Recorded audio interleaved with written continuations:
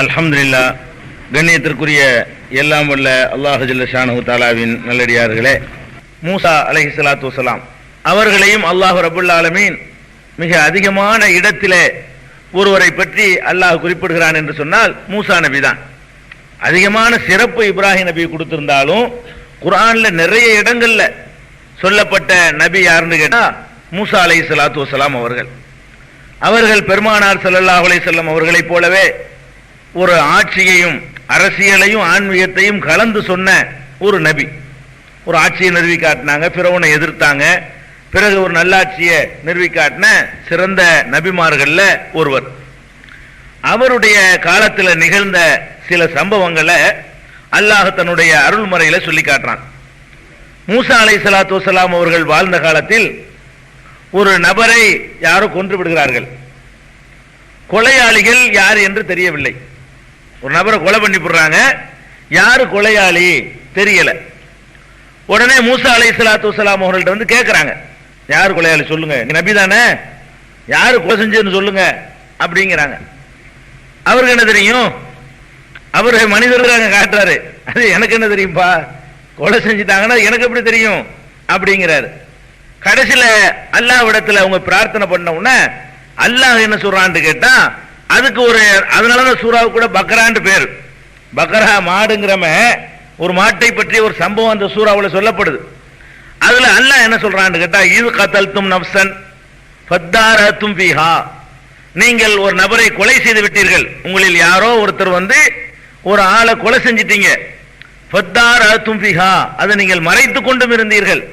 வல்லாஹு முஹ்ரிஜும் மா குன்தும் தக்துமூன், நீங்கள் மறைத்ததை அல்லாஹ் வந்து வெளிப்படுத்தி காட்டக்கூடியவனாக இருக்கிறான் அப்படின்னு சொல்லிட்டு அல்லாஹ் என்ன சொல்றான்னு கேட்டா, அது யாருன்னு கண்டுபிடிக்கிறதா இருந்தா அதுக்கு நீ ஒரு மாட்டை இருக்கணும் அப்படின்னு அல்லாஹ் உத்தரவு போடுறான். அவங்கள வந்து டெஸ்ட் பண்றதுக்காக வேண்டி கொலையாளியை கண்டுபிடிக்கிறதுக்கு மாட்டுக்கு என்ன சம்பந்தம்? அல்லாஹ் வந்து என்ன செய்யறான், மூசா அலைஹிஸ்ஸலாம் சொல்றாங்க, நீ கொலையாளி யாருன்னு தெரியணுங்கிறீங்களப்பா, ஒரு மாட்டை அறுத்து கொண்டு வா அப்படின்னு சொல்லி மூசா அலைஹிஸ்ஸலாம் அல்லாஹ்ட்ட இருந்து வந்த செய்தியை சொல்றாங்க. இன்னல்லாஹ யஅமுருக்கும் அன் தத்பு பக்ரா, அதான் பக்ரான்னு சூராவுக்கு பேரு. ஒரு பக்ராவை, ஒரு மாட்டை நீங்கள் அறுக்க வேண்டும் என்று அல்லாஹ் உங்களுக்கு உத்தரவு போடுகிறான். பேசாம ஏதாவது ஒரு மாட்டை அறுத்துட்டு வந்தாங்கன்னா பிரச்சனை முடிஞ்சிருக்கும். அவனும் என்ன பண்றானுவ, மாடுன்னா என்ன மாடு, அது காளை மாட்டா இருக்கவா பசு மாட்டா இருக்கவா, என்ன கலர்ல உள்ள மாட்டா இருக்க, இப்படி ஒண்ணு ஒண்ணா கேட்டாங்கன்னு வைங்களேன், அதெல்லாம் முக்கியம். கடைசியாக ஒரு மாட்டை எல்லாம் விவரம் சொன்ன பிறகு அந்த மாதிரி ஒரு மாட்டை தேடிக்கிட்டு வந்து அறுத்துட்டாங்க. அறுத்த உடனே அந்த மாட்டுடைய ஒரு துண்டை எடுத்து, ஒரு பகுதியை எடுத்து, இந்த கொலை செய்யப்பட்டு கிடக்கிறான்ல அந்த உடல், அதுல ஒதுக்கி போடுங்க. போட்ட உடனே அவனை எந்திரிச்சு என்னை இன்னார் கொலை செஞ்சான்னு சொல்லிடுவான். இது அல்லாஹ் சொன்ன ஒரு வழி. அல்லாஹ் வந்து ஒரு மூசாவுக்கு ஒன்னும் தெரியாதுங்கிறதுக்காக இதை செஞ்சு காட்டுறான்ல. மூசாங்கிறவர் என்னுடைய தூதராக இருந்தாலும் அவர் வந்து அவர் மனித தன்மைக்கு அப்பாற்பட்டவர் இல்லை. அவருக்கு பின்னாடி நடக்கிறதோ முன்னாடி நடக்கிறதோ அவருக்கு தெரியாது. உங்களை மாதிரி அவர் ஒரு மனிதர் தான். உங்களுக்கு எல்லாம் எப்ப தெரியுமோ அப்படித்தான் அவருக்கும் தெரிய முடியுமே தவிர வேற வகையில் அவருக்கு வந்து இந்த கொலையாளி யாருங்கிறது தெரியாது. அப்படிங்கிறதுக்காக என்ன சொல்றான், அல்லாஹ்ட்ட கேட்கிறார், யாரெல்லாம் இந்த கொலை பண்ணி விட்டாங்க யாருன்னு இப்ப தெரியணும், என் சமுதாயமே என் வீட்டை முற்றுகையிட்டு இருக்கு என்னன்னு அவர் கேட்கிறாரு. அல்லாஹ் அவருக்கு சொன்னது என்ன, இன்னார்னு சொல்லிட்டு போயிருக்கலாம். ஒரு மாட்டாருக்கு சொல்லு, அறுத்துட்டு வந்து அந்த இறைச்சி எடுத்து அந்த பாடியில போடு, அதுக்கப்புறம் உசுரோட எந்திரிப்பான், எந்திரிச்சு கொலையாளி யாருன்னு சொல்லுவான் அப்படின்னு சொல்லி அல்லாஹ் ரப்புல் ஆலமீன் ஒரு வேலையை செய்யறான். இப்ப இதுல நமக்கு என்ன விளங்குது, நபிமார்கள் சொன்னா என்னமோ மனித சக்திக்கு அப்பாற்பட்டவர்கள் மாதிரியும், எது நடந்தாலும் தெரியுங்கிற மாதிரியும், இந்த ஷேக் முரீதுன்னு சொல்லிட்டு இருக்கிறாங்களே இவங்களும் அப்படித்தான் சொல்றாங்க. நீ ஏதாவது உத்தரவுக்கு மீறின உடனே அல்லாஹ் எனக்கு இப்படி காட்டி தந்துருவான், ஒழுங்கா நடந்துக்க, இல்லைன்னா நடக்கிறது வேற அப்படின்னு சொல்லி பயங்காட்டி சாதாரண மக்கள்கிட்ட இருந்து பணம் பறிக்கக்கூடிய ஒரு கும்பல்லாம் இன்னைக்கு முஸ்லீம்கள்ல இருக்கிற காட்சியை பார்க்கிறோம். ஒரு நபிக்கு ஒரு கொலை விஷயத்தை கண்டுபிடிக்கிறது சொல்ல போனா இவர் சாதாரண நபி இல்ல, ஆட்சியாளர் வேற மாதிரி ஒரு ஆன்மீகத்தை சொல்லிட்டு போற ஆளா இருந்தா இது நம்ம வேலை இல்லைன்னு ஒதுங்கி இருக்கலாம். அவரு இவருக்கு என்னவும் கொடுத்தான் அல்லாஹ், முகமது ஸல்லல்லாஹு அலைஹி வஸல்லம் கொடுத்த மாதிரி இவருக்கு ஒரு கவர்மெண்ட் நடத்துறாரு.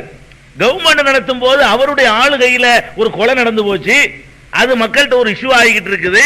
அப்ப கொலையாளி யாருங்கிறத கண்டுபிடிச்சு சொல்ல வேண்டிய அவசியம் இருக்குது.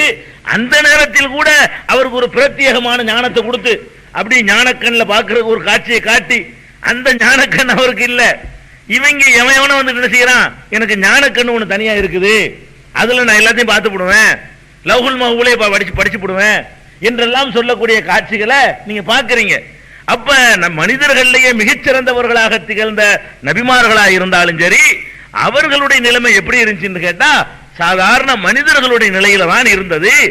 அதே நேரத்தில் அவர்களுக்கு ஒரு பொறுப்பு கொடுக்கப்பட்டுச்சு.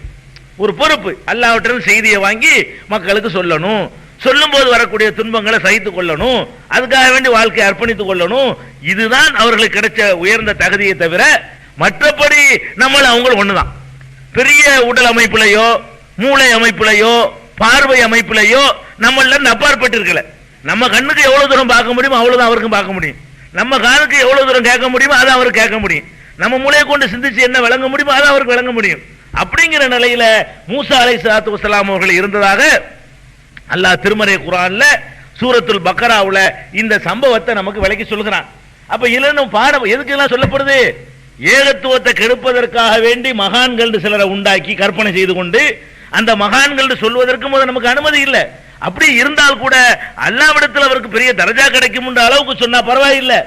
நம்மளுக்கு என்னமோ ஒரு பண்ணிடுவாரு, அவருக்கு என்னமோ அல்லாஹ் தன்னுடைய அதிகாரத்தில் ஒரு பகுதியை பங்கு வச்சு கொடுத்துட்டா நம்ம அவர்கிட்ட என்ன வேண்டாலும் கேட்கலாம் அப்படிங்கிற அளவுல கொண்டு நம்ம நிப்பாட்டி வச்சிருக்கிறோமே, அது எவ்வளவு தவறு என்பது இதுல இருந்து விளங்கலையா? மூசா அலைஹிஸ்ஸலாமுடைய வரலாற்றில் இருந்து நமக்கு தெள்ள தெளிவாக விளங்கத்தான் செய்கிறது. அதே மூசா அலைஹிஸ்ஸலாம் இன்னொரு சம்பவத்தை பாருங்க. அதே மூசா அலைஹிஸ்ஸலாத்து வஸலாம் அவர்களுடைய வாழ்க்கையில் நடந்த இன்னொரு சம்பவம். அவர்களை வந்து அல்லாஹ் வஹியை தருவதற்காக வேண்டி, வேதத்தை தருவதற்காக வேண்டி அவர்களை ஒரு மலைக்கு வர சொல்றான். தூரு சீனா மலைங்கிறாங்கல்ல, அந்த தூரு சீனா மலைக்கு வந்து அவரை அல்லாஹ் வர சொல்றான். அவர் ஒரு சமுதாயத்தை உண்டாக்கி வச்சிருக்காரு. அவருக்கு ஒரு பிரத்யேகமான ஒரு வேதத்தை கொடுக்கிறதுக்காக வேண்டி என்னிடத்துல இந்த இடத்துக்கு நீ வா, அந்த இடத்துல வச்சுதான் உனக்கு என்ன செய்வேன், வேதத்தை தருவேன் அப்படின்னு சொல்லி அல்லாஹ் கூப்பிடுறான். மூசா அலைஹிஸ்ஸலாத்தை பொறுத்த வரைக்கும் அவருக்கு அசிஸ்டன்ட் நபி வேற இருக்கிறார். மற்றவங்களுக்கு அப்படி இருந்தது கிடையாது. ஒரு நபின்னு அவர் மட்டும் தான் நபியா இருப்பாரு. மூசா அலைஹிஸ்ஸலாத்துக்கு யார் இருந்தா, அவருடைய சகோதரர் ஹாரூன், அவர் வந்து ஒரு நபி. இவர் கொஞ்சம் திக்குவாய். யாருக்கு? மூசா நபிக்கு. ஹாரூன் வந்து ரொம்ப அழகான முறையில் பேச்சாற்றல் உள்ளவர். அதுக்காக மூசா அலைஹிஸ்ஸலாமே கேட்டுக்கொண்டாங்க, யா அல்லாஹ் என்னுடைய சகோதரரை எனக்கு ஜோடியா இணைச்சு வை, எனக்கு பக்கபலமா நபியாக ஆக்கி வை என்று சொல்லி கேட்டுக்கொண்டார்கள். அதனால மூசா அலைஹிஸ்ஸலாம் என்ன பண்றாங்கன்னு கேட்டா, அந்த மக்களை எல்லாம் நீ பாத்துக்க, இந்த பார்ப்பா நான் சூரசினா மலைக்கு போறேன், அங்க போயிட்டு வர்ற வரைக்கும் இந்த மக்களை மேய்க்கக்கூடிய பொறுப்பு ஒன்னிடத்துல தருகிறேன் என்று சொல்லி ஹாரூன் கொடுத்துறாரு. ஹாரூன் ஒரு நபி தான். அவர் அந்த நபியுடைய பொறுப்புல விட்டுட்டு ஹாரூன் அலைஹிஸ்ஸலாத்து வஸலாம் அவங்கள்ட்ட விட்டுட்டு மூசா அலைஹிஸ்ஸலாம் அவர்கள் எங்க போயிடுறாங்க, அல்லாஹ்விடத்துல அந்த உரையாடலுக்காக வேண்டி போயிடுறாங்க. அல்லாஹ்ட்ட இருந்து அந்த அல்வாஹ் அந்த வேத புத்தகத்தை பலகை என்ன செஞ்சிருக்காங்க, தௌராத்துங்கிற ஏட்ட வாங்கி வருவதற்காக போயிடுறாங்க. ஒரு இடத்துல வச்சு எல்லாம் தர்றாங்களாம், அதுக்காக போயிடுறாங்க. போனா இவரும் நபி தான் இருக்கிறாரு. இவரும் ஹாரூன் ஒரு சாதாரண ஆள் கிடையாது. மூசா அலைஹிஸ்ஸலாம் மாதிரி அவர் ஒரு நபி தான், அல்லாஹ்வுடைய வஹி தொடர்பு உள்ளவர் தான். ஆனால் என்ன பண்ணிடுறாங்க, அந்த மக்கள் மூசா அலைஹிஸ்ஸலாம் போனவன தடுமாற ஆரம்பிக்கிறாங்க. அவ்வளவு கஷ்டப்பட்டு உண்டாக்குன அந்த மக்களுடைய ஈமான் ஆட்டம் காண ஆரம்பிக்குது. எப்படி ஆட்டம் காண ஆரம்பிக்குது? இன்னைக்கு நம்ம எதுல ஆட்டம் காண்றோமோ அதுலதான் அவன் ஆட்டம் காண்டான். இன்னைக்கு நம்ம எதுல ஆட்டம் காண்றோம், எவனாச்சும் வர வேண்டியது உங்கள்கிட்ட, அவன் நல்லவனா இருக்குன்ற அவசியம் கிடையாது. அவன் தொழுகையாளியா இல்லாம இருக்கலாம், நோன்பு வைக்காதவனா இருக்கலாம், சுண்ணத்தை பேணாதவனா இருக்கலாம், குளிச்சு 6 மாசமா இருக்கலாம், அதை பத்திலாம் கவலை இல்லை. வரான் உங்கள்கிட்ட அப்படிங்கிறான், வெறுங்கையில ₹1 காட்டுறான், கையை பிரிச்சு காட்டுறான், ஒண்ணுமே இல்லை. மரம் மூடி திறக்கிறான், ₹1 இருக்கு. இப்ப என்ன பண்ணுவீங்க நீங்க? உளுந்து முடிஞ்ச கதை ஈமான் போயிடும். நீங்க தாங்க எல்லாம் எப்படிப்பட்ட ஆளைவர், வெறுங்கையில ₹1 கொண்டு வந்துட்டார, விழுந்துருவோமா? இந்த மாதிரி சில டெக்னிக்குகளை கையாண்டா நம்ம விழுந்துறதுக்கு ரெடியா இருக்கிறோம். மனிதன் வந்து இவன் யாரு, இது என்ன வித்த பண்ணிருக்கிறான், இப்பெல்லாம் ஒருத்தர் நடக்க முடியாது, இப்படி நடத்துனதுனால இவனு கடவுளாயிர மாட்டான், இவனை இழுத்து போட்டு அடிச்சா வைக்கும், நம்மள மாதிரி அவனும் வேதனைப்படுவான், அது வழங்க மாட்டேங்க நமக்கு. எவனாச்சும் ஒருத்தன் என்னமாச்சும் ஒரு அதிசயமான ஒண்ணு செஞ்சு காட்டிட்டான்னு சொன்னா அதுக்கு பேக்ரவுண்ட் என்ன, நெசமா இப்படி செய்ய முடியுமா, மனிதனுக்கு இப்படியான சக்தியை கொடுத்துருக்கிறானா நம்ம யோசிக்க மாட்டேங்கிறோம். இதுலதான் நிறைய பேர் இந்த ஷேக் முரீதுன்னு விழுந்து கிடக்கிறான். எல்லாம் அவருக்கு தெரியுங்கிற மாதிரி நினைக்கிறது, எல்லாம் அவருக்கு இயலுங்கிற மாதிரி நினைக்கிறது. அந்த மாதிரி என்ன, மூசா அலைஹிஸ்ஸலாமுடைய கவுமுலையே சாமிரின்னு ஒருத்தன் இருந்தான். சாமிரின்னு ஒருத்தன் இருந்து அவன் என்ன தங்கத்திலேயே ஒரு சின்ன காளை வடிவத்தில் காளை மாடை தயார் பண்றான். தங்கத்தில் ஒரு காளை மாட்டை தயார் பண்றான். காளை மாட்டை தயார் பண்ணி அதுல இருந்து ஒரு சத்தம் வர்ற மாதிரி ஒரு சட்டம் பண்ணிவிட்டான். காளை மாடு நெசமா சத்தம் போடுவேன், அந்த மாதிரி ஒரு சத்தம் வர்றதுக்கு உரிய ஒரு ஏற்பாடை ஒண்ணு அவன் உள்ள பண்ணி வச்சுட்டான். காளை மாட்டை செஞ்சு அது மேண்டு ஒரு சத்தம் போடுது. சத்தம் போடுற மாதிரி காட்டு அந்த மக்கள் எல்லாம் கூப்பிட்டு, இங்க பாத்தீங்களா மூசா அல்லாவை தேடிட்டு எங்கேயோ போயிருக்கிறாரு, இங்க இருக்கிறான் அல்லா, இல்லாட்டி தங்கத்துல தங்க மாட்டுல சத்தம் வருமா அப்படின்னு சொல்லிட்டு அவன் என்ன செய்யறான், அந்த மக்கள்கிட்ட சொல்றான். இவங்க என்ன செய்யல, இந்த சத்தம் தான் கடவுளுக்கு அளவுகளான்னு விளங்கணுமா இல்லையா? சத்தம் கேட்டா கடவுளாயிருமா? இந்த சத்தம் கேட்கறதுக்கு என்னென்னமோ செட்டப் பண்ணிருக்கலாம். அல்லாஹ் அதை கேட்கிறான். அவளா இரவுன அல்லா எரிஜியும் கவுலா. இன்னொரு தடவை அந்த சொல்ல முடியாதுன்னு நீங்க சிந்திக்க வேண்டாமா? ஒரு செட்டிங் நடந்திருக்கு அல்ல அதுல சொல்லி காட்டுறான். ஒரு செட்டிங் பண்ணிட்டா அதை அது மாதிரி சத்தம் வர்ற மாதிரி ஏற்பாடு பண்ணி போடலாம். இன்னொரு அடிச்சு போய் சத்தம் வராது. மரம் கொஞ்சம் தனியா எடுத்துட்டு சில செட்டிங் எல்லாம் பண்ணணும். அது ஒரு செட்டிங்னு எல்லாம் சொல்றான். அதனால அப்படி கேட்டான். அவளா இரவுன அல்லா எரிஜியும் கவுலா. இன்னொரு தடவை அதே மாதிரி அதுக்கு சொல்ல முடியாது என்று கூட சிந்திக்க வேண்டாமா? ஒரு சத்தம் போட்டு நின்றுச்சு, அவ்வளவுதான். இந்த மாதிரி ஒரு டெக்னிக்கா நினைச்சிட்டான், ஏற்பாடு பண்ணிவிட்டான். தங்கத்துல எல்லாம் என்ன பண்ணிவிட்டாங்க, அதை கும்பிட ஆரம்பிச்சுட்டானுங்க. இவ்வளவு தௌஹீதுல வந்தவங்க, ஃபிரௌனை எதிர்த்து கொண்டு இந்த கொள்கையில உறுதியாக இருந்த ஒரு கூட்டம், ஃபிரௌனுக்கு எதிராக களத்தில் நின்ற ஒரு கூட்டம், இந்த மாதிரியான ஒரு அல்லாஹ்வுடைய வல்லமையை கண்ணு கண்ணா புரிஞ்ச ஒரு கூட்டம். இன்னும் சொல்ல போனா அந்த கடல்ல இவர்கள் மூழ்கடிக்கப்பட்டு, யாரு ஃபிரௌனுடைய கூட்டத்தார் மூழ்கடிக்கப்பட்டு அல்லாஹ்வுடைய அற்புதத்தை கண்ணு கண்ணால பார்த்து தப்பிச்சு வராங்க. நம்ம கேட்டு வந்த அற்புதத்தை அனுபவிச்சவன் அல்லாஹ் யாரு கண்ணா கண்டவன் அல்லாஹ் தான் பாரல. அல்லாஹ்வுடைய குதிரத்தை காணாம். மூசா கைத்தடி அடிக்கிற அற்புதங்கள் ஒரு தலைப்பு பின்னாடி வருது. அதுல அந்த சம்பவங்கள் நான் சொல்றேன். அப்ப அற்புதங்கள் என்ன, யார் யார் எப்ப செய்ய முடியுங்கிறத நம்ம ஒரு தலைப்புல வச்சிருக்கோம். என்னென்ன தலைப்புகள் எல்லாம் நம்மள வெளியிடுவார்களோ எல்லாம் அதுல வருது. இப்ப சுருக்கமா விளங்குறது என்ன, அந்த கடல் இப்படி ரெண்டா பிளந்து மூசாவும் தப்பிச்சு வெளியே போறாரு, அவருடைய கூட்டத்தாரும் தப்பிச்சு வெளியே போயிறாங்க. அவரை ஃபாலோ பண்ணி ஃபிரௌனுடைய கூட்டம் வரும் பொழுது அவர்கள் கரையேறாங்க, இவர்கள் மூழ்கடிக்கப்படுறாங்க. இப்ப அல்லாஹ் மேல எப்படி நம்பிக்கை இவனுக்கு இருக்கணும்? அசைக்க முடியாத நம்பிக்கை இருக்கணும்ல.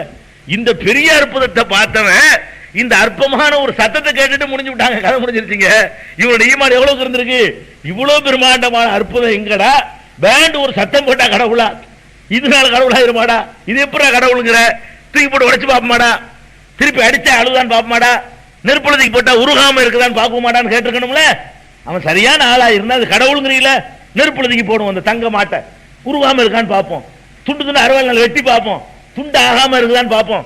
அப்படியெல்லாம் கேட்டிருந்தான்னு சொன்னா அவனுடைய உள்ளத்துல சரியான முறையில் ஈமான் நுழைஞ்சிருக்குன்னு அர்த்தம். அறகுறையா நுழைஞ்சிச்சு.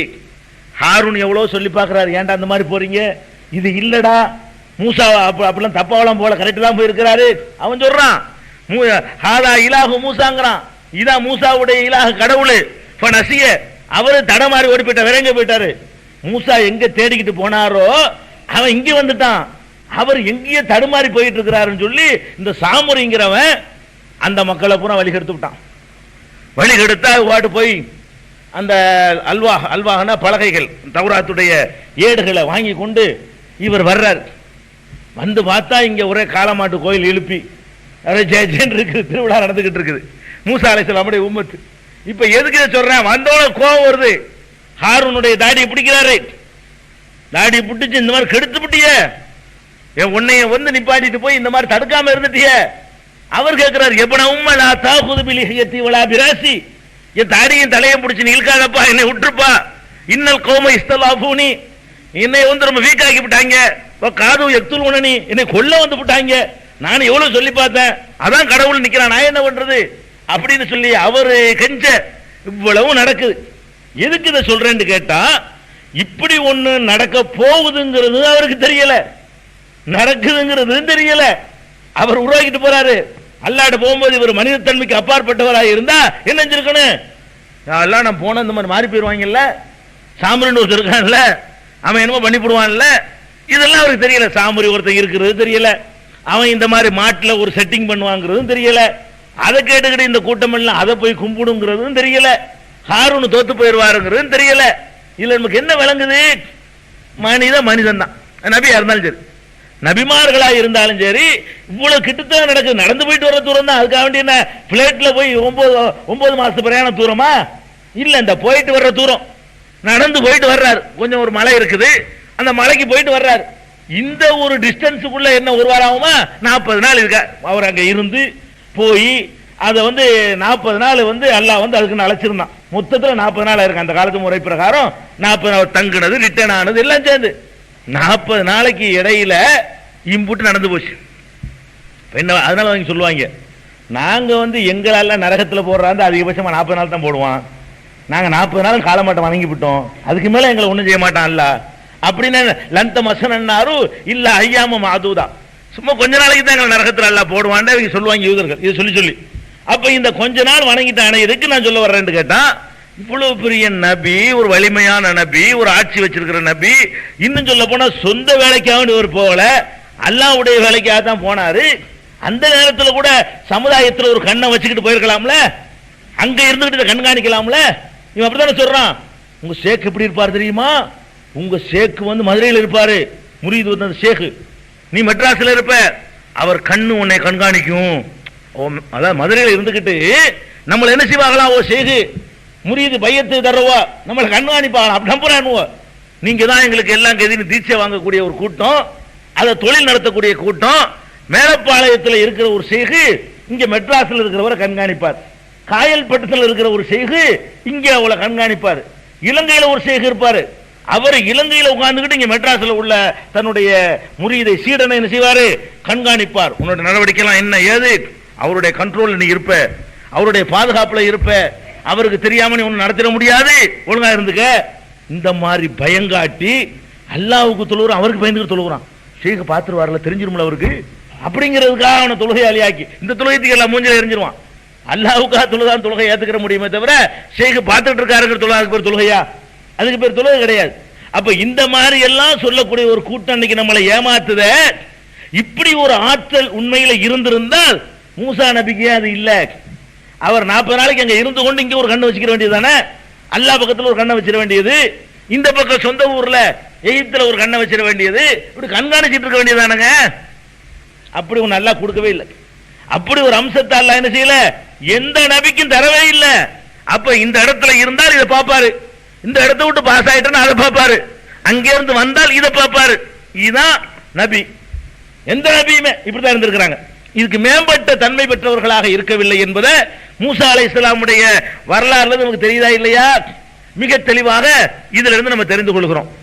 இன்னும் சொல்ல போனா இன்னொரு நபி எடுத்துக்கிறங்க, ஜக்கரியா நபி. நீங்களாம் கேள்விப்பட்ட ஒரு நபி தான், பெரிய நபி. ஜக்கரியா நபி அல்லாஹ் ரொம்ப சிலாகித்து சொல்லக்கூடிய நபிமார்கள்ல அவர் ஒரு ஆள். யஹ்யா அலைஹிஸ்ஸலாமுடைய தகப்பனார். யஹ்யான்னு ஒரு நபி இருந்தாரு, அந்த நபியுடைய தகப்பனார் தான் ஜக்கரியா. மரியம் இருக்காங்களே, ஈசாவுடைய அம்மா, அவங்களை எடுத்து வளர்த்தவர் இவர் தான். மரியமை எடுத்து வளர்த்தவர் யாரு? இவர் தான். ஈசா அலைஹிஸ்ஸலாமுடைய அம்மாவை. ஈசா அலைஹிஸ்ஸலாம் காலத்தில் இவரெல்லாம் இருக்கிறார், சமகாலத்தில் உள்ளவர். ஈசா அலைஹிஸ்ஸலாம் காலத்தில் ஒரு பெரிய மனிதராக இருக்கிறார். ஈசா அலைஹிஸ்ஸலாம் சின்ன பிள்ளையா இருக்கும் பொழுது அந்த மாதிரி மரியமை எடுத்து வளர்த்தவர். இந்த மாதிரியான ஒரு சிறந்த நபியா இருக்கிறவர் மரியமை வளர்க்கிறார். மரியமுடைய சம்பவம் தான் உங்களுக்கு தெரியுமே. மரியம்ங்கிறவங்களுடைய அம்மா இருக்காங்களே, அவங்க இணைஞ்சாங்கன்னா கர்ப்பிணி ஆகிறாங்க. இம்ரானுடைய மனைவி, பேர் சொல்லப்படல குரான்ல, ஹதீஸ்லயும் அவங்களுடைய பேர் தெரியல, நம்ம பேர் சொல்ல வேண்டிய தேவையில்லை. இம்ரானுடைய மனைவின்னு வருது குரான்ல. இந்த பொம்பளை கர்ப்பிணி ஆயிடுச்சு. கர்ப்பிணி ஆட உடனே அந்த பொம்பளை ஒரு நேர்ச்சை பண்ணுது. எப்படி நேர்ச்சை பண்ணுது? யா அல்லாஹ், எனக்கு இந்த கர்ப்பத்தில் இருக்கிற குழந்தைய உன்னுடைய பணிக்காக வேண்டி நான் அர்ப்பணித்து விடுகிறேன் அப்படின்னு அந்த அம்மா நேர்ச்சை பண்றாங்க. அந்த காலத்தில் எப்படி, நமக்கு அது இல்லை, நமக்கு அந்த மாதிரியான நேர்ச்சை இல்லை. அந்த உம்மத்துகளுக்கு எப்படிப்பட்ட நேர்ச்சை இருந்துச்சுன்னு சொன்னா, ஒரு பிள்ளை இல்லாம ஒரு பிள்ளை பிறக்குன்னு வைங்களேன், இந்த பிள்ளையை நான் அல்லாஹ்வுக்காக நேர்ச்சை பண்றேன்னா அதை கொண்டு ஆலயத்தில் விட்டுறணும். பைத்துல் முகத்தஸ் ஆலயம் இருக்குல்ல, அதுல கொண்டு விட்டுறணும். அதுக்காகவே அவர் சேவை செய்யணும். சொந்த வியாபாரம் பண்ணக்கூடாது, தொழில் பண்ணக்கூடாது. முழுக்க முழுக்க அந்த ஆலயத்தை துப்புரவு பண்றது, துடைக்கிறது, கழுவுறது, பெருகிறது, கூட்டுறது, அதை பராமரிக்கிறது, இதை எந்த சம்பளமும் வாங்காம அப்படி ஒரு சேவையா செய்யக்கூடிய பணிக்காக வேண்டி தங்கள் பிள்ளைகளை நேர்ச்சி செய்வார்கள். அது நம்ம உம்மத்துக்கு அது இல்ல. பெருமானார் ஸல்லல்லாஹு அலைஹி வஸல்லம் அவர்கள் அந்த மாதிரியான ஒரு வழிமுறை எல்லாம் இல்லைன்ட்டாங்க. அன்னைக்கு இருந்துச்சு. ஜக்கரியா அலைஹிஸ்ஸலாமுடைய காலத்துல எல்லாம் இந்த ஆலயத்தை பைத்துல் முகத்தஸுக்கு நேர்ச்சி பண்ணி விட்டுருவாங்க. அதுக்குன்னு 10-20 பணியாளர்கள் எப்பவும் இருப்பாங்க. அவங்க எல்லாம் யாரு? நேர்ச்சை பண்ணி விடப்பட்டவர்கள்.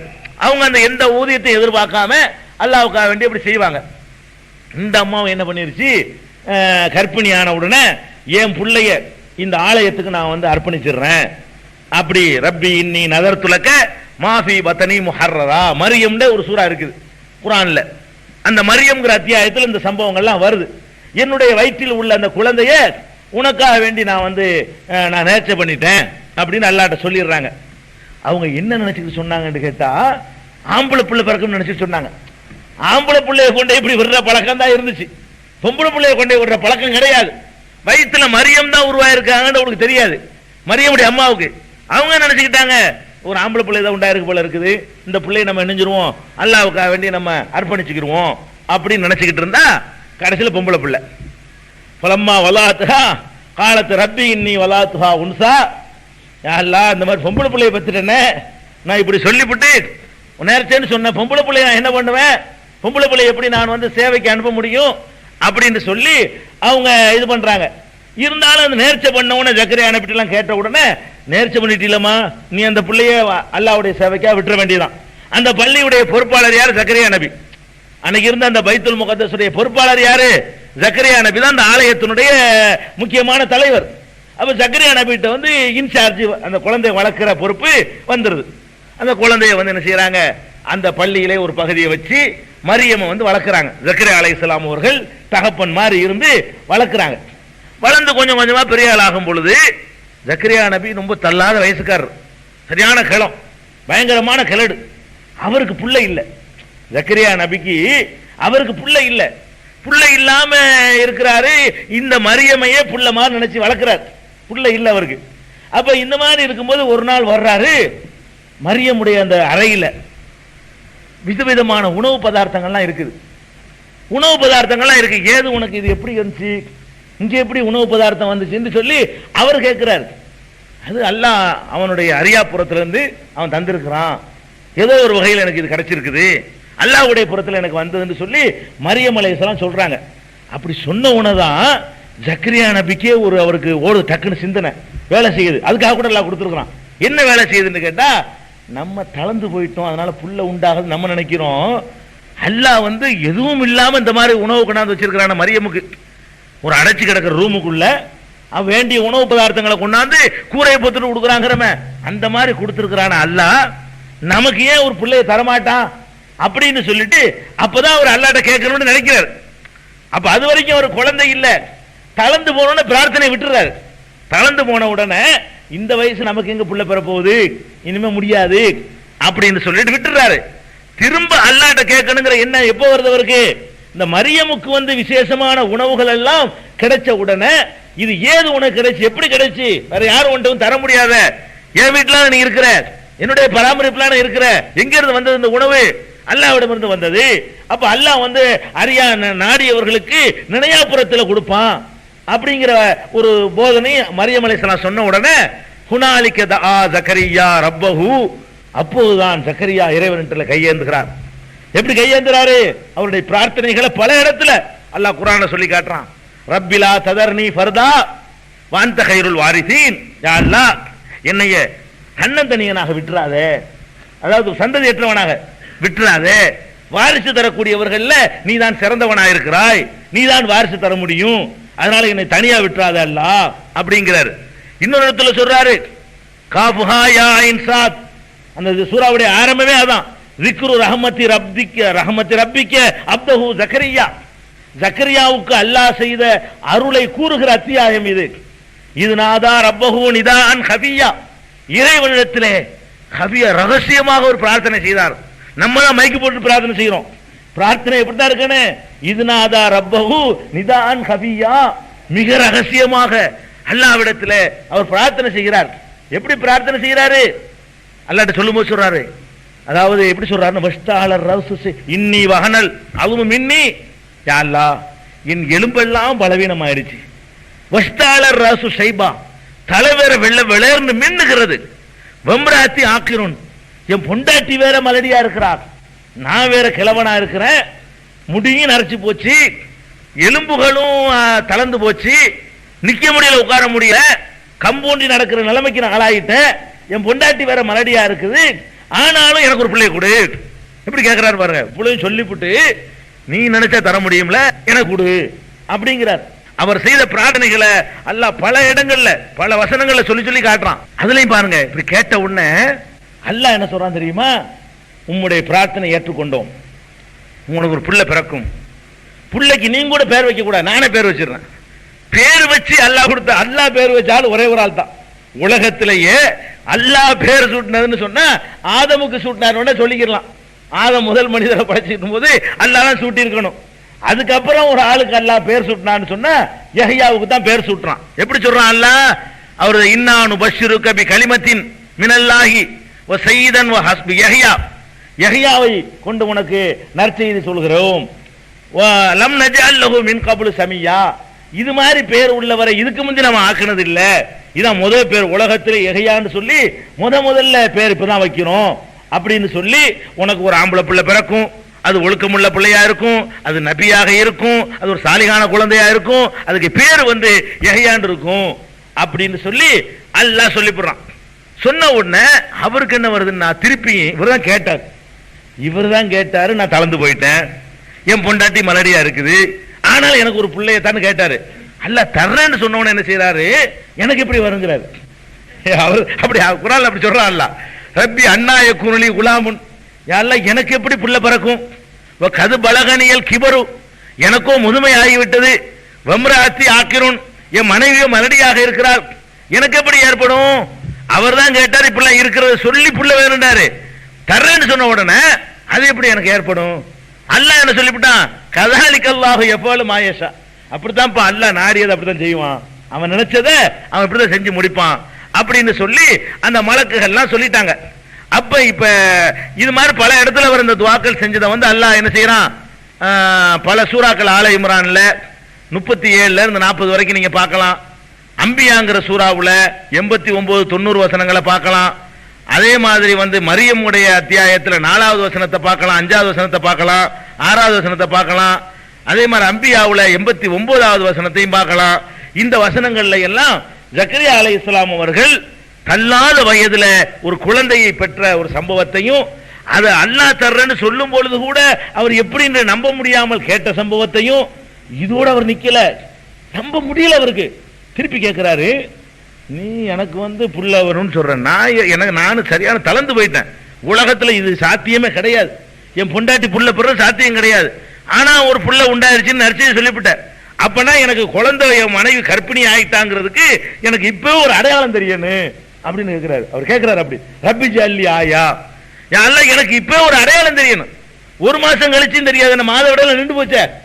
அதாவது மனைவி பருவ வயசுல உள்ள பெண்ணா இருந்தா ஒரு குறிப்பிட்ட காலத்துல குழந்தை உண்டானவுடனே மாதவிடாயில நின்று போயிடும், அதை வச்சு கண்டுபிடிச்சிக்கலாம். கிளடு தட்டி போச்சு, அப்ப எங்க போயிட்டு கண்டுபிடிக்கிறது? கர்ப்பிணியா இருக்கிறத ஒரு 6 மாசம் கழிச்சு வயிறு பெருசானதான் செய்ய முடியும், கண்டுபிடிக்க முடியும். அதுக்காக இவர் என்ன கேட்கிறாரு? ரப்பி ஜல்லி ஆயா, எல்லாம் நான் தகப்பனா போறேங்கிறீல, என் பொண்டாட்டி தாயா போறான்னு சொல்றீல, எனக்கு ஒரு அத்தாட்சியை காட்டு, ஒரு அதிசயத்தை நீ காட்டு. அவ்வளவு சொல்லியும் கூட அவர் மந்திரத்தில் கண்டுபிடிக்க இல்ல, குழந்தை உண்டாய் இருக்கிற குழந்தை வயிற்றுல இருக்கான்னு கண்டுபிடிக்க தெரியல, அப்படி கேட்கிறாரு. அதுக்கு அல்லாஹ் என்ன தெரியுமா? ஒரு ஆயத்து தானே வேணும், அத்தாட்சி தானே வேணும். 3 நாளைக்கு, ஒரு நாளைக்கு யார்ட்டும் பேச முடியாது, வாய் வராது. அல்லாஹ் து கல்லி மண்ணாச சலாயத் ஐயாமின் அப்படின்னு அல்லாஹ் 3 நாளைக்கு என்ன செய்ய முடியாது? யாராவது பேச போனீங்கன்னா வாய் வேலை செய்யாது, நாக்க கட்டி போடுவேன். உனக்கு பேச முடியாம போகுது பாரு, அதான் அடையாளம். 3 நாளைக்கு பிறகு நார்மலுக்கு வந்துடுவேன்.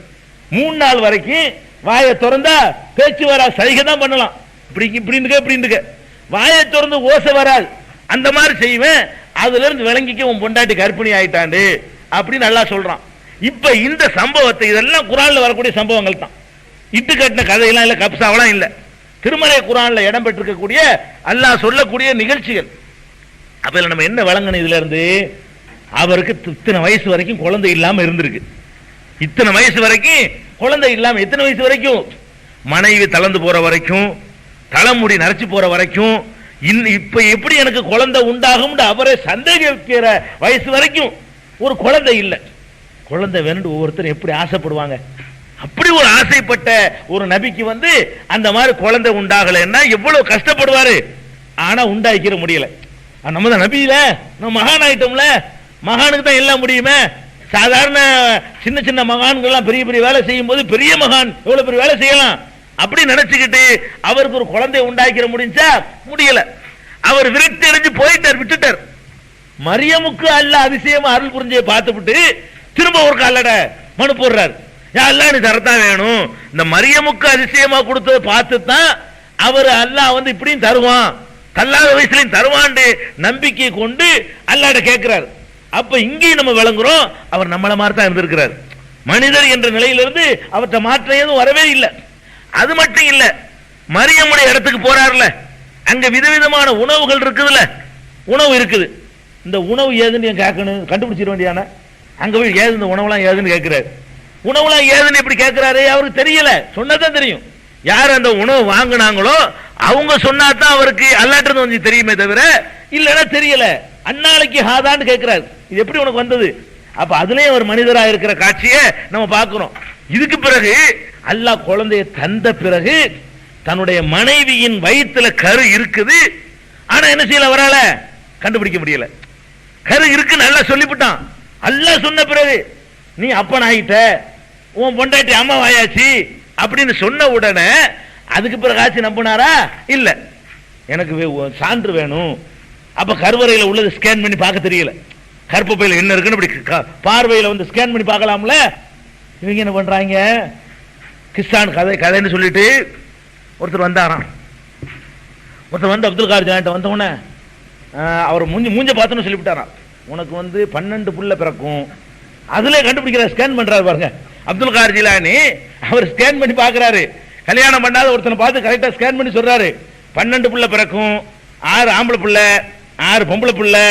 இந்த 6 ஆம்பளை பிள்ளை என்ன செய்யும்னா குர்ஆனை மனனம் செய்யும், குர்ஆனை மனனம் பெரிய ஆலிம்கள் ஆகும், பெரிய மார்க்க அறிஞர்களா விற்பனர்களா திகழும் என்றெல்லாம் அவர் சொன்னாரு. அது மாதிரி நடந்ததுன்னு எழுதிக்கிறான். இது என்னடா இது, இந்த வயிற்றுல இருக்கிறது நபிக்கு தெரியல, அவர் கொண்டாட்டி வயிற்றுல உண்டான குழந்தைய நபிக்கு கண்டுபிடிக்க தெரியல.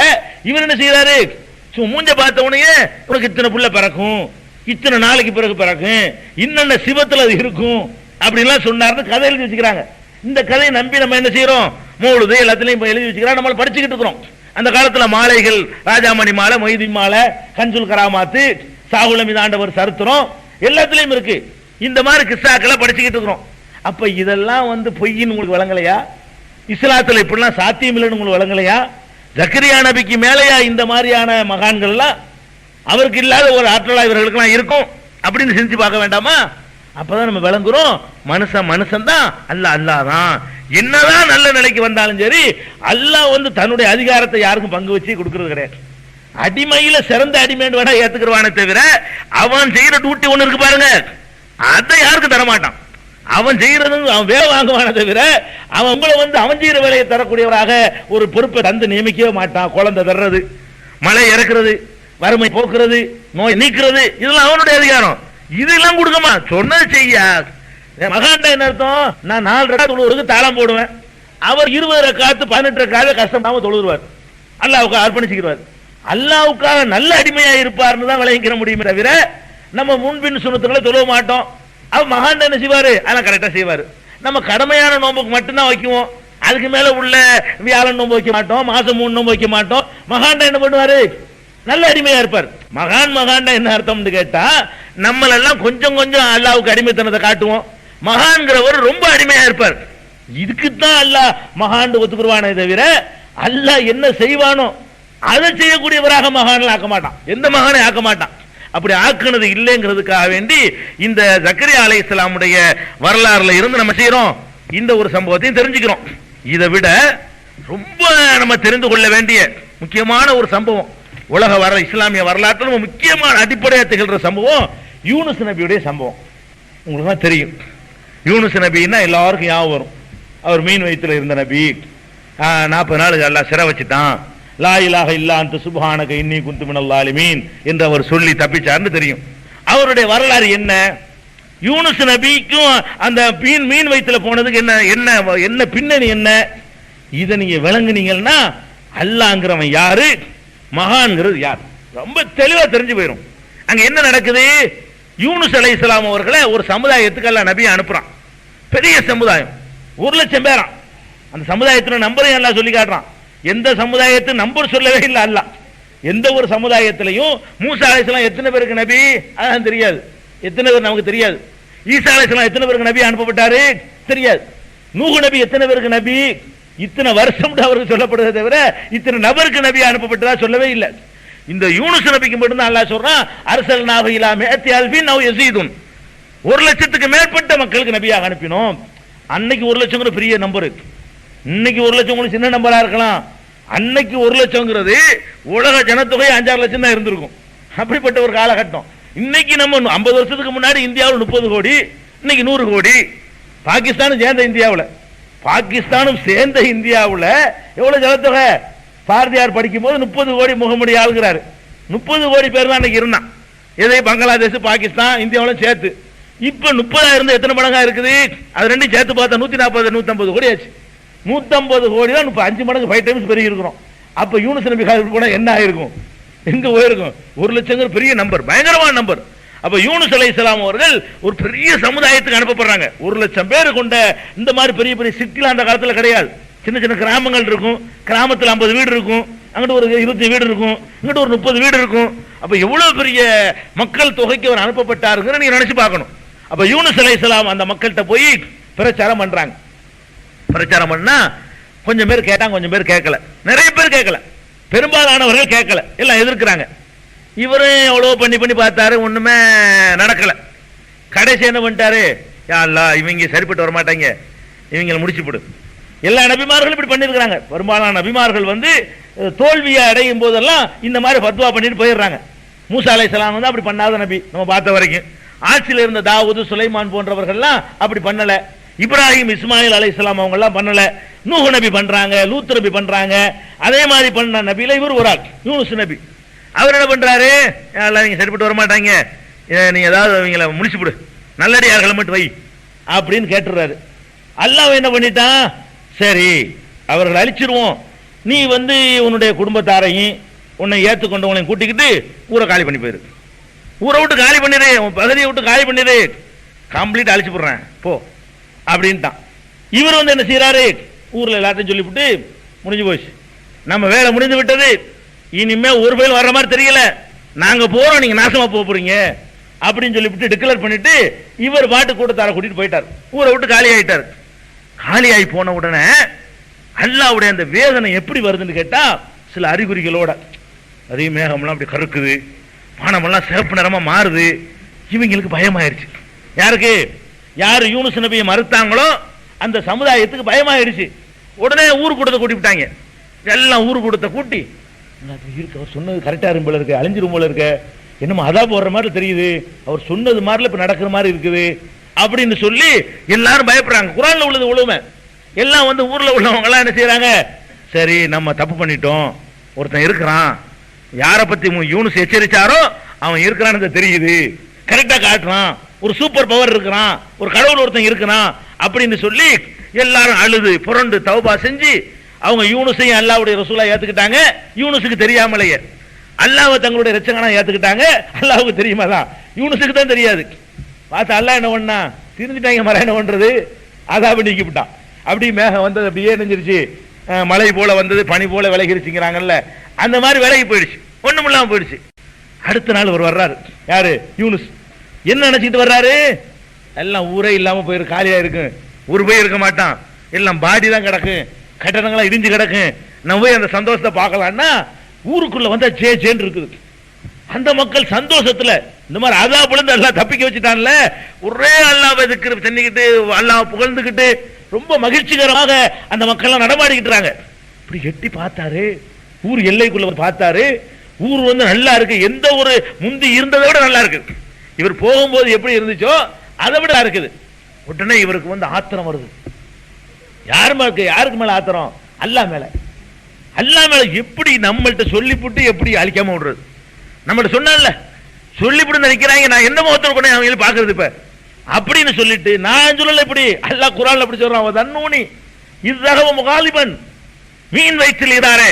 அவருக்கு பேரை கூட சொல்ல மாட்டேங்கிறான், தன்னூன்கிறான். தன்னூன் என்றால் மீன் வயிற்றில் இருந்தவர். மீன் வயிற்றில் இருந்தாரே அவரை நினைத்து பார்.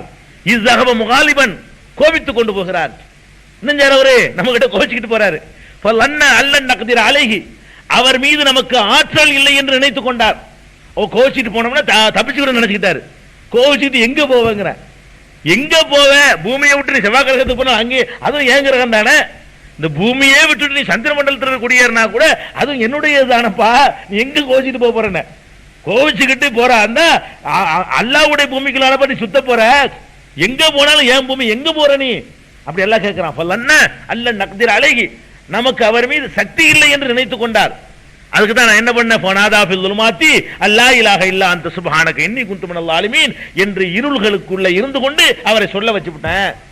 மீன், அப்புறம் கடல் இருள், அதுக்குள்ள முழுங்க வச்சு மீனோட திமிங்கலம், மீனோட மீன் நினைச்சிட கூடாது. திமிங்கலம், திமிங்கலங்கிறது இந்த பில்டிங்ல பாதி இருக்கு, அவ்வளவு பெரிய திமிங்கலங்கள்லாம் இருக்குது.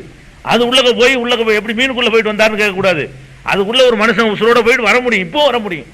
இப்போ கூட என்ன செய்ய முடியும், அவருக்கு அதிக நாள் இருந்தாரு, அவ்வளவுதான். அது கடிக்காம அப்படி முழுங்கிருச்சுன்னு சொன்னா அதுல அவ்வளவுக்கு இடங்கள் இருக்குது. வணங்குதா, கற்பறையில இருக்கிறத விட லேசா தான் இருக்காது. அந்த மாதிரி உள்ள போய் உள்ள அல்லாஹ் உள்ள தள்ளிவிட்டான் மீனுக்குள்ள. அங்க உட்கார்ந்துட்டு லா இலாஹ இல்லா அன்த சுப்ஹானக இன்னி குன்து மினல் ஸாலிமீன் சொல்லி அவர் புலம்ப ஆரம்பிக்கிறாரு. இது குர்ஆன்ல உள்ள சம்பவம். இது அல்லாஹ் சொல்லிட்டு இன்னும் சொல்றான், வலா தகுன் க சாஹிபில் ஹூத். ரசூல் ஸல்லல்லாஹு அலைஹி வஸல்லம் உங்களுக்கு சொல்றான், வஸ்பிர் லிஹுக்மி ரப்பிக வலா தகுன் க சாஹிபில் ஹூத். முஹம்மதே, அல்லாஹ்வுடைய உத்தரவு எதுவா இருந்தாலும் அதை ஏற்று நீ பொறுமையாக ஏறி. வலா தகுன் க சாஹிபில் ஹூத், இந்த மீன் வயிற்றில் இருந்தாரே அவரை போல நீ ஆகிவிடாதே அல்லாஹ் சொல்றான். ஒவ்வொரு நபிமார்களை பற்றியும் சொல்லிட்டு அல்லாஹ் என்ன சொல்லுவான், அவரை போல நீ ஆகும்பான். இப்ராஹிம் நபியை பத்தி அல்லாஹ் சொன்னால் ரசூலுல்லாஹ்வுக்கு என்ன கட்டளை போடுவான், இப்ராஹிம் வழியில நீனும் போ அப்படிம்பான். மூசா நபியை பத்தி சொன்னால் மூசாவை சொல்லிட்டு மூசா வழியில நீனும் போன்னு அல்லாஹ் குர்ஆன்ல சொல்லுவான். ஈசா அலைஹிஸ்ஸலாத்தை சொன்னால் அவர் பாதையில நீனும் நட அப்படின்னு சொல்லுவான். இவரை சொல்லிட்டு அல்லாஹ் என்ன சொல்றான்னு கேட்டா, இவர் மாதிரி நீ ஆவாதங்கிறான். ஒரு நபியாவும் ஆக்கிவிட்டு அந்த நபி மாதிரி நீ நடக்க கூடாது. வலா தகுன் க சாஹிபில் ஹூத், ஏன் அப்படி நடக்க கூடாதுங்கிறான் அல்லாஹ். அவ்வளவு கோபப்படுறான் இவர் மேல. என்னடா நான் ஒரு ஹுக்கும செய்யறேன்னா என்கிட்ட எதிர்கேள்வியா? நான் என்ன நினைச்சதை செய்வேன், நீ ஒரு கோரிக்கை வச்ச, அவன் திருந்துறவன் ஒரு கோரிக்கை வைக்கிறான். ஓன் சொல்ல கேட்டு அழிக்கிறத விட அவன் சொல்ல கேட்டு காப்பாத்துற கரெக்ட் நான் நினைப்பேன். அது ஓன் சொல்லத்தை நான் கேட்கணும்னா என்ன அர்த்தம்? அது நீ எஜமானா நான் எஜமானா? அல்லாஹ் எப்படி இதை பாக்குறான், நீ எஜமான நான் எஜமானா? நான் எஜமான் நீ கேட்ட சரிண்ட, அவன் கேட்கிற சம்பந்தப்பட்டவன் திருந்துட்டாங்கிறான். அப்ப ஓன் சொல்ல கேட்டு திருந்தணும் அழைக்கணுமா? நீ சொன்னது நான் கேட்கணுமா? நீ ரப்பா நான் ரப்பா? அந்த அளவுக்கு இது நான் அப்படி இந்த வார்த்தையெல்லாம் சொல்லல. எப்படி சொல்றான்னு கேட்டா, லவ்லா அன்த தாரகஹு நிஅமத்தும் மிர் ரப்பிஹி, எனது அருள் மாத்திரம் அவருக்கு இல்லை என்று சொன்னால் லனுபித பில் அராய் ஓஹோ மதுமும், இழிந்த நிலையிலே அவரை வெட்ட வழியில தூக்கி எறிஞ்சிருப்பேன். அவர் செஞ்ச தப்புக்கு போனா போகுதுன்னு நான் மன்னிக்கல, அவர் கெதியே வேற, இழிவுபடுத்திருப்பேன். நுபுவத்தை பறிக்கிறது தான் இழிவு. நபின்னு உன்னை அனுப்பி வச்சா நீ எனக்கு எஜமான பாக்குறியா? ஓன் சொல்ல நான் கேட்கணும்னு பாக்குறியா?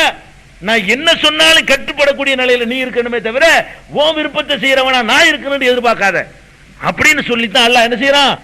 ஆனாலும் என்ன செய்யறான், ஃபஜித்தபாஹு ரப்புஹு வஜஅலஹு மினஸ் ஸாலிஹீன். அதுக்காக யூனுஸ் நபி மட்டும் திட்ட கூடாது யாரும். பிந்தி அல்லாஹ் சொல்லிவிட்டான், இவரை நான் மன்னிக்கவில்லை என்று சொன்னால் இழிவு ஆக்கியிருப்பேன். ஆனாலும் ஃபஜித்தபாஹு ரப்புஹு, ரப்பு அவரை தேர்ந்தெடுத்துக் கொண்டு வஜஅலஹு மினஸ் ஸாலிஹீன், சாலிஹீன்களில் ஒருவராக நல்லவர்களில் ஒருவராக நான் ஆக்கிவிட்டேன். அது வேற விஷயம். ஆனா இந்த குணாதிசயம் உனக்கு வரக்கூடாது முகமதே. எந்த குணாதிசயம்? நான் என்ன நினைக்கிறேனோ அது நடக்கணும் அப்படிங்கிற குணாதிசயம் வந்துடக்கூடாது. என்னுடைய இறைவன் என்ன நினைக்கிறானோ அதுக்கு நான் கட்டுப்பட்டவன், அந்த குணாதிசயம் வரணுங்கிறதுக்குத்தான் யூனுஸ் மாதிரி நீ ஆகாதே, அவர் வழியில போகாதேங்கிறான். இதுல உங்களுக்கு என்ன விளங்குது? இதுல என்ன விளங்குது? என்னங்க ஒரு தொழுதுகிட்டு இருந்தானா அவுலியா சாவல பாஷா, ஒரு பறவை கிச்சு சத்தம் போட்டுச்சான். பறவை சத்தம் போட்டோன்னு யாராம் அப்படி பிடிச்சி கழுத்து தெரிச்சு கொண்டுட்டாரான். பறவை சத்தம் போடுறதுக்கு இருக்க, அதுக்காக வேண்டி இவருக்கு எப்படிலாம் சாபம் கொடுக்கறது. அப்ப இப்படி எல்லாம் என்னென்னமோ அவளுக்கு பிடிக்காத ஒண்ணு உலகத்தில் நடந்தா உடனே அழிச்சு போடுறது. தென்காசியை நாசமாக அழிக்கிறது, கீழக்கரையை அழிக்கிறது, இப்படி போற ஊர்களை எல்லாம் அழிக்கிறது, நாசமாக்குறது, இப்படிலாம் செஞ்சுட்டு இருந்தாரு அவளியா பத்தி எழுதி வச்சுக்கிறாங்க. அதே மாதிரி கொள்ள கூட்டத்துக்கு உதவி செய்யறது, திருட்டு பயில பிடிச்சி தண்டிக்கிறதுக்கு பதிலாக கொள்ள கூட்டத்துக்கு என்ன செய்யறது, உதவி செய்யறது. இந்த மாதிரி எல்லாம் பல தப்புகளை இவங்க அவுளியாக்கள் பேர்ல எழுதி வச்சிருக்கிறாங்க. இப்ப நமக்கு விளங்குது, அப்படி எல்லாம் அல்லாஹ் செய்ய மாட்டான். எப்படி செய்ய மாட்டான்? நீங்க நினைக்கிறதெல்லாம் செய்ய மாட்டான். யூனுசுடைய விருப்பம் என்ன? யூனுஸ் நபியுடைய ஆசை என்ன? அந்த மக்கள் அழிக்கப்பட்டிருக்கணும், அவருடைய ஆசை. நம்ம போகணும், நம்ம நினைச்சது அங்க நிறைவேறி இருக்கணும், அப்பதான் நமக்கு ஒரு மரியாதை. இல்லைன்னா என்ன மரியாதை நமக்கு இருக்கு அப்படிங்கிறது அவருடைய ஆசை. அல்லாஹ்வுடைய ஆசை வேற. அந்த அல்லாஹ்வுடைய ஆசைக்கு கட்டுப்பட்டால் தான் அவர் நபி. இதுக்கு தானே அல்லாஹ் 40 நாள் அழுக வச்சுட்டான் அவரை. அவர் உணர்ந்துட்டார் உடனே, அல்லாஹ் லா இலாஹ இல்லா அந்த, உன்னை தவிர கடவுள் இல்லை, நான் தப்பா பண்ணிட்டேன், நான் கடவுள் நினைச்சுட்டேன், உன்னைய தவிர கடவுள் இல்ல, சுப்ஹானக, நீ தானே எல்லா குறைகளுக்கும் அப்பாற்பட்டவன், நான் குறை உள்ளவன் தானே, அதனால அதை சொல்லியிருப்பேன், அதனால நடந்திருப்பேன், சுப்ஹானக. அவரை மன்னிப்பு கேட்க வேண்டிய விதத்தில் மன்னிப்பு கேட்டார். இன்னி குன்து மினல் ஆலிமீன், நான் தான் அநியாயக்காரனா இருக்கிறேன், நீ செஞ்ச 100% கரெக்ட் அல்ல, உன்னுடைய தீர்ப்பு எந்த தப்பும் கிடையாது, நீ செஞ்ச கரெக்டா செஞ்சிருக்கிற, எல்லாத்தையும் ஒத்துக்கிட்டார். அது வேற விஷயம். இப்ப நம்ம கவனிக்க வேண்டியது என்ன?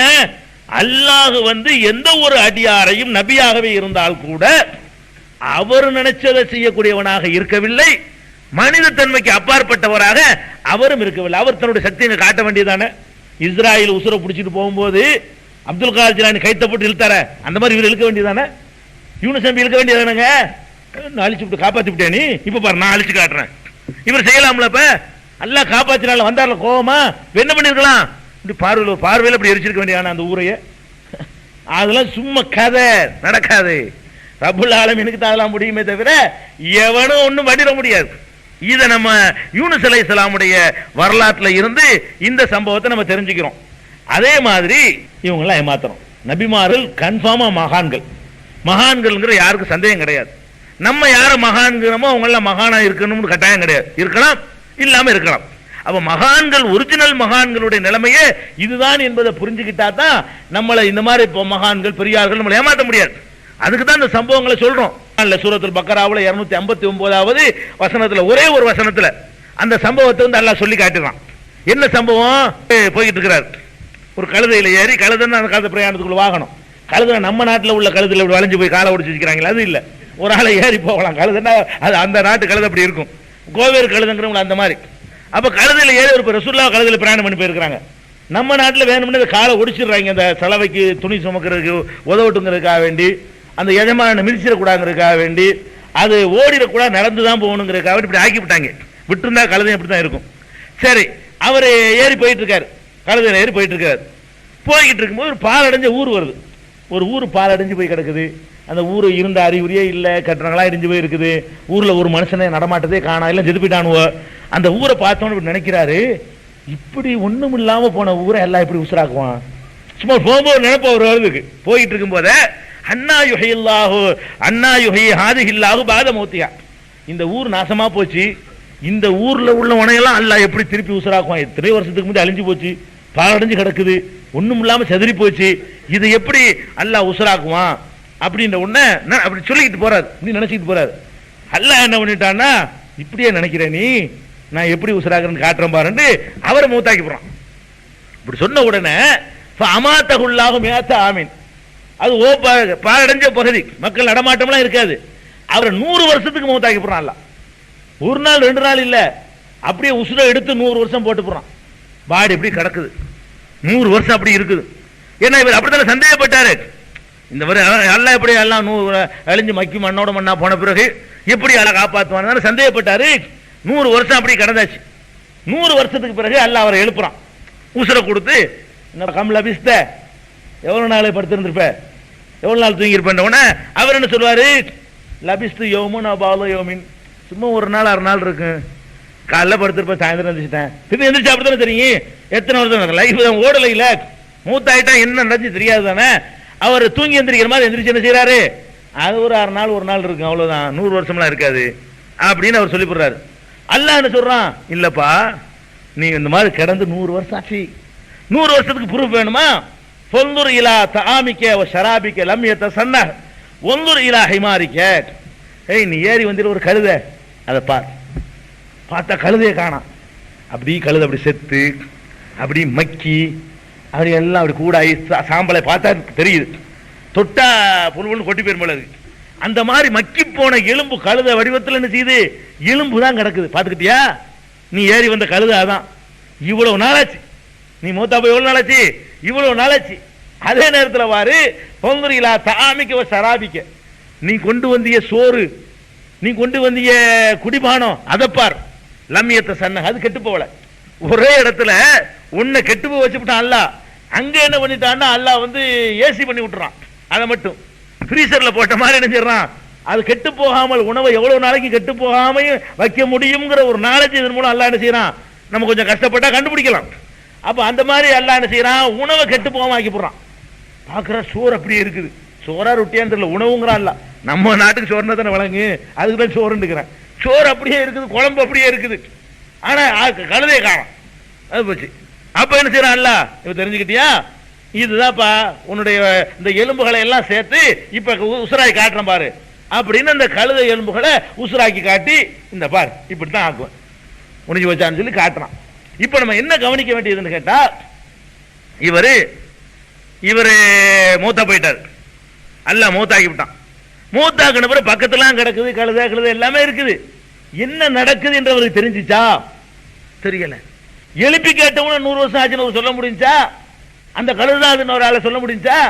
கண்ணுக்கு முன்னாடி உட்கார வச்சு காட்டி இந்த கழுதெல்லாம் பார்த்த பிறகாவது எவ்வளவு நாள் பாண்டு கேட்டா, ஒரு நாள் நீங்க என்ன சொல்லல தான் அவர் சொல்லிருக்காரு. நீங்களும் நானும் இந்த மாதிரி ஒரு சோதனைக்கு உட்படுத்தப்பட்டால் என்ன பதில் சொல்லுவோம்? ஒரு நாள் சொல்லுவோம், 6 நாள் சொல்லுவோம். இதான அவருடைய நிலைமையும்.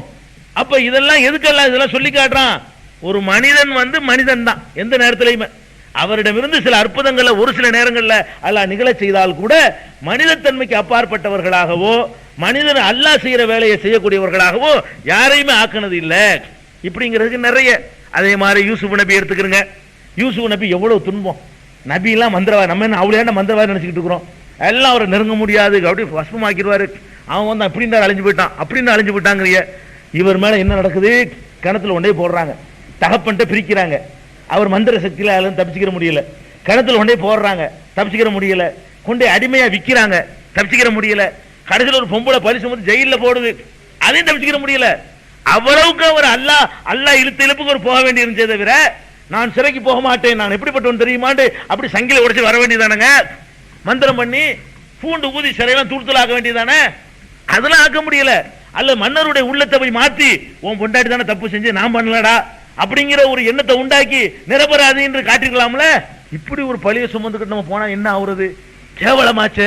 நம்ம எப்படிப்பட்ட குடும்பத்தில் யாக்கூப் நபியுடைய பிள்ளைகள், நம்ம இப்ராஹிம் நபியுடைய 4வது தலைமுறை பேரன்லனா, இப்ராஹிமுடைய மகன் இசாக், இசாக்குடைய மகன் யாக்கூப், யாக்கூபுடைய மகன் யூசுப், இப்படி 4 நபிமார்களுடைய வழித்தோன்றலா வந்தா ஒரு பொம்பளை பிடிச்சி கையை பிடிச்சிருத்தன்னு சொல்லிவிட்டாங்களே, நொந்து போயிருக்கணுமா? என்ன பண்ணிருக்கணும்? மன்னருடைய உள்ளத்தை அப்படி மாத்தி, அங்க உள்ள நீதிமான்களுடைய உள்ளத்தை மாத்தி, அந்த பொம்பளை தப்பு செஞ்சவ இவர் செய்யலன்னு ஆக்க முடிஞ்சா? இல்ல, சிறையில் கொண்டு அடைச்சு விட்டாங்க. சிறைக்கு போனாரு, கஷ்டப்பட்டாரு, பலவித துன்பங்களுக்கு பிறகு அல்லாஹ் கொடுத்த அது ஒரு விஷயம். உள்ளுக்குள்ள இருந்து கொண்டு அல்லாஹ் மறக்கல. கைதிகளுக்கெல்லாம் இஸ்லாமிய அறிவுரைகளை போதிக்க ஆரம்பிக்கிறாரு. அப்ப நம்ம என்ன விளங்குறோம்? ஒரு மனிதன் உங்க வாழ்க்கையில துன்பங்கள் ஏற்படுற மாதிரி யூசுப் நபி வாழ்க்கையில ஏற்படுது, அதை விட அதிகமா ஏற்படுது. அவ்வளவையும் ஒரு மனிதர் என்ற நிலையில தாங்கிக் கொள்ள நிலையிலா இருந்தாரே தவிர, அவர் ஒரு மந்திர சக்தியை கொண்டவராக இருந்து அதை முறியடிக்கக்கூடியவராக அவர் அனுப்பப்படவே இல்லை. இது யூசுப் நபியுடைய வரலாறுல இருந்து நீங்க தெரிஞ்சுக்கலாம். அய்யூப் நபிக்கு எவ்வளவு நோய்கள், அந்த மாதிரி ஒரு நோய் உலகத்தில் யாருக்கு நல்லா கொடுத்திருப்பானு தெரியாது. அவ்வளவு பெரிய நோய்களை கொடுத்து அந்த நோயை நிற்கக்கூடிய மந்திரவாதியா, நோய் நிவாரணியா இருந்தாரா? நம்ம என்ன நினைக்கிறோம்? நோயா அந்த விளையாட்ட போங்க, வயிற்றுல எந்த விளையாட்ட போங்க, தலைவலிக்கு இந்த விளையாட்ட போங்கிறீங்களே. அய்யூப் நபி அவ்வளவு பெரிய மகான், அவருக்கு நோய் வந்திருக்குது. ரப்பி அன்னி மசனியல் துர்ரு வஅன்த அர்ஹமுர் ராஹிமீன், யா அல்லாஹ் எனக்கு நோய் வந்துருச்சு, நீ அர்ஹமுர் ராஹிமீனா இருக்கிற. இதான் அவருடைய பிரார்த்தனை. அவர் மந்திரத்துல ஊதி தன்னை தானே குணப்படுத்திக்கிற முடியல, நோய் வராம தடுத்துக்கிற முடியல. நோய் வந்த பிறகு நீக்கிறவன் அவன் தான் அவர் நம்புறாரு. நம்ம என்ன நினைக்கிறோம்?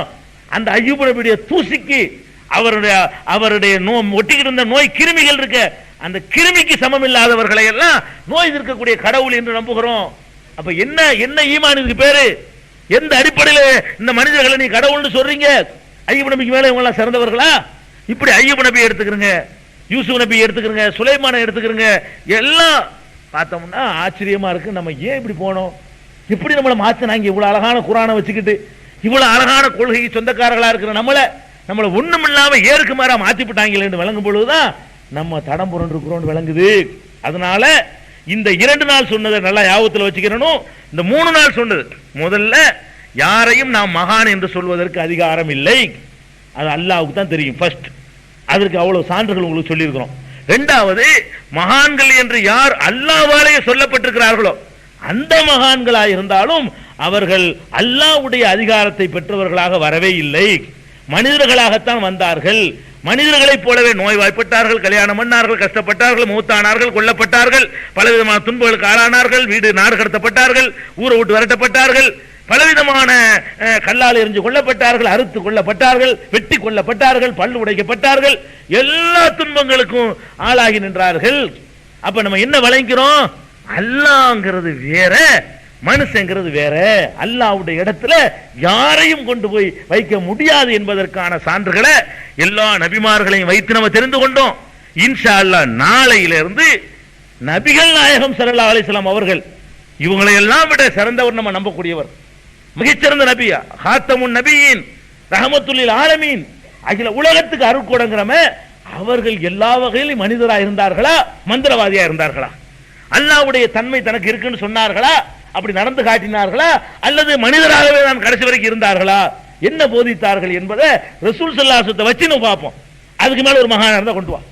இந்த நபிமார்களை பத்தி நிறைய பேர் தெரியாம இருக்கலாம், நபிகள் நாயகம் ஸல்லல்லாஹு அலைஹி வஸல்லம் தெரியாம இருக்க முடியாது.